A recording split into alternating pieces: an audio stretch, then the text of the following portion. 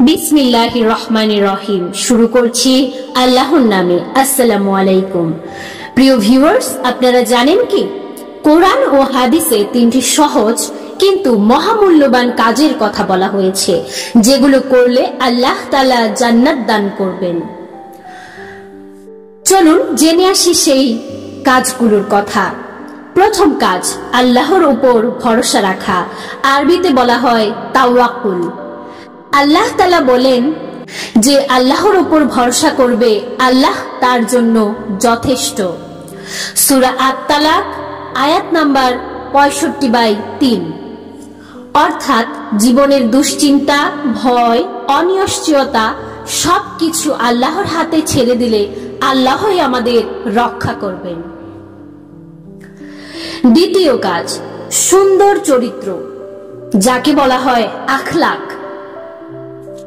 আল্লাহ তাআলা আমাদের নবীকে সম্বোধন করে বলেছেন, নিশ্চয়ই তুমি মহান চরিত্রের অধিকারী। সূরা আল কলম 68/4। সুন্দর আখলাক হচ্ছে এমন একটি গুণ যা কিয়ামতের দিন আমলের পাল্লাকে সবচেয়ে ভারী করবে। তৃতীয় কাজ, নামাজ কায়েম করা।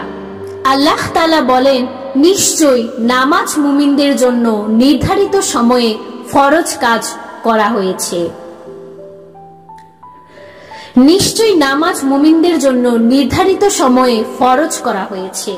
সূরা আন-নিসা আয়াত নাম্বার 4/103।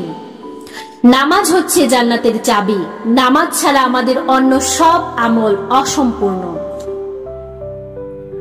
ভাই ও বোনেরা, মৃত্যুর আগে যদি আমরা অন্তত এই তিনটি কাজকে আঁকড়ে ধরি, আল্লাহর উপর ভরসা, সুন্দর আখলাক এবং নিয়মিত নামাজ, তাহলে ইনশাআল্লাহ জান্নাত আমাদের জন্য নিশ্চিত হয়ে যাবে। আপনার জীবনে এই তিনটি কাজ আছে তো? না থাকলে আজ থেকেই শুরু করুন। আল্লাহ আমাদের সবাইকে জান্নাতুল ফেরদাউসের অধিবাসী করুন, আমিন। আসসালামু আলাইকুম ওয়া রাহমাতুল্লাহ।